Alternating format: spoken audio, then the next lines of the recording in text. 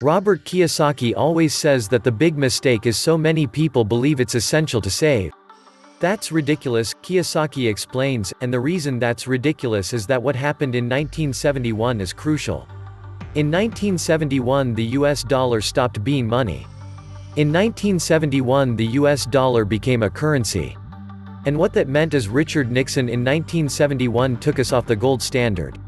That's like giving an alcoholic free rein to the bar, or it's like giving somebody who can't control their spending unlimited credit cards. What's happening is all the savers today are losers. You know, the problem with 1971 is that the federal government keeps printing money. The value of your money keeps going down. If you notice, as the value of the dollar goes down, prices go up. They call this inflation. But really what it is the dollar's value coming down.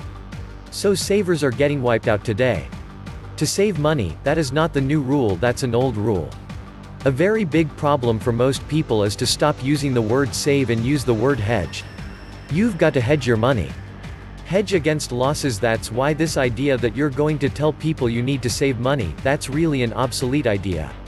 Because the concept went obsolete in 1971, the US dollar in the last few years has lost almost 80% of his purchasing power. This has happened throughout history. It happened thousands of years ago with the Romans, with the Greeks, with the Germans, with the English, the Japanese, and the Chinese.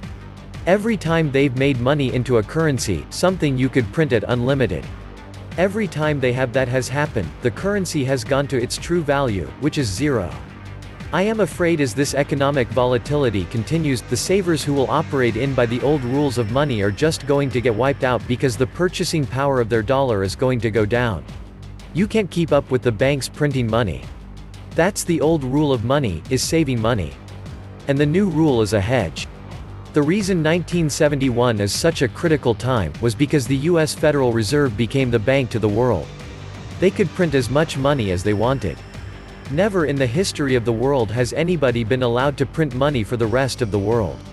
Every time people have done this, chaos is broken out. And that's why there's chaos in the world today. In 1913, when the US Federal Reserve Bank was created, they were basically allowed to print money for the world. Every time that has happened throughout history, a despot has arrived. For example, in 1933, a man named Adolf Hitler rose to power when the Weimar Republic was allowed to print as much money as it wanted to do. And when Russia's currency broke down, a man named Lenin rose to power. When the Chinese economy broke down, Mao Zedong rose. Today we're at that critical point right now. One of the causes of it was in 1933. This thing called the US Federal Reserve was created. They've done a pretty good job of making the rich richer, unfortunately, the poor getting poorer. So that's why when I talk to people, I really need them to understand the new rules of money, which really began to take effect in 1971 when we were allowed to print money for the rest of the world. It understands that this system here is causing the rich to get richer and the poor and middle class to get poor. But most importantly, the lower middle class is almost getting wiped out. High prices, volatilities in the market, food getting more expensive, gas getting more expensive, savings getting wiped out, home values going around. And the reason the troubles have started again is the US Federal Reserve Bank is not US, is not federal, and does not have any reserve, and is not a bank. So if you understand that, then you can start to hedge your position rather than save money, and that's a new rule of money. This is why banks are the worst place for your money. Get your money out of the banking system. Now. Welcome to the Atlantis Report. Leaving all your money in a bank account, that is terrible advice. I'm going to explain to you guys why putting all of your money in the bank is a guaranteed way to lose money because of inflation. So first of all, what exactly is inflation? The definition of inflation is a general increase in prices and fall in the purchasing value of money over time. So over time, your money is worthless as far as buying power. A perfect example, let's look at the cost of bread in 1930 compared to the cost of bread today. So in 1930, you paid 9 cents for a loaf of bread, while today, on average, you're paying $2.50 for that same loaf of bread. So the purchasing value of your money decreased significantly from 1930 to 2019. I want you to understand. Your parents are not intentionally giving you bad advice by telling you to save money in the bank account. They are just confused because this is a strategy that worked for them. Because in the 1980s, things were very different. I'm going to explain why that is right now. So this is not necessarily bad advice for the 1980s. It worked for them, but it's not gonna work for you.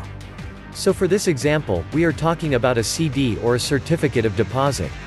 Essentially, you deposit your money, you're not able to touch it for a certain number of years, and as a result, you earn a guaranteed rate of return. In 1984, the average yield on a 5-year CD, where you deposit your money for 5 years, and you can't touch that money, was 12.06% per year. In 2016, the average return on a 5-year certificate of deposit was 0.86%. From 1984 to 1988, the average rate of inflation was 3.5%. And since 2000, the average rate of inflation has been 2.2%. So let's go ahead and do the math on this. If you had $100,000 at the end of 1983, by 1988, due to the inflation, that $100,000 would have the equivalent buying power of $118,769. Now let's say you took that $100,000 and invested it in a 5-year CD at the beginning of 1984. $100,000 would have been worth $176,707 5 years later. So for that 5-year CD, you made $76,707, but you outpaced inflation by $57,938. That is why your parents give you this advice. Because it worked for them, but it's not gonna work for you. I'm gonna show you why. $100,000 in 2016, based on that 2.2% average rate of inflation since 2000, is the equivalent buying power of roughly $111,495 in the year 2021. Now, if you invest in one of those CDs with a 0.86% return, $100,000 in 2016 will be $104,375 in 2021. Inflation outpaced you by $7,120. But let's say you didn't even put your money in a CD, because most people don't. What most people do is they leave their money in a checking or a savings account. The average return on a checking account is 0.05%. So $100,000 in 2016 at 0.05% per year would be $100,250 by 2021. So while it appears that you made $250, you actually lost $11,245 because inflation outpaced you. I have news for you. The 1980s are over. Anyways, how can you outpace inflation? How can you avoid losing the buying power of your money? The answer is to invest. So I just wanna show you one way that you could invest, and this is a very conservative way. So the S&P 500 is a good way to track the average returns of the stock market. And you can invest directly in a fund that tracks the S&P 500 as well. So I know a lot of people out there will say things like the stock market is a losing game, or everyone loses money in the stock market. But just to show you that that's incorrect, from 1928 to 2016, the S&P 500 index had a profitable year 74% of the time. Now, there may be short-term corrections where you are down on your money, but you don't sell. You just hold on, and you continue investing. The best strategy when you're investing is dollar cost averaging. So if you wanted to invest in the S&P 500 index, if you were investing in a fund that tracked the S&P 500, you might deposit the same amount every single month into a fund that tracks the S&P 500. So at that point, you're buying shares at a high price, buying them at a low price, and buying them in the middle. So, as a result, this lowers your average price paid per share. Since 1928, the S&P 500 has returned on average 9.8% a year. The only way to outpace inflation is to invest. And by now, I hope you understand that keeping your money in the bank in a checking account, in a savings account, in a CD, is a guaranteed way to lose your money. So you need to make sure you're doing something to outpace inflation. And one of the best ways to do this is investing in a passive index fund. I know people are gonna be skeptical of that 9.8% return because that's based on almost 90 years of data. So I want to give you a real example. So we're gonna take a look at inflation since 2000, and the return of the S&P 500 index since 2000. So since 2000, inflation has averaged 2.2% per year, as we said earlier. So let's take a look at the performance of the S&P 500 index.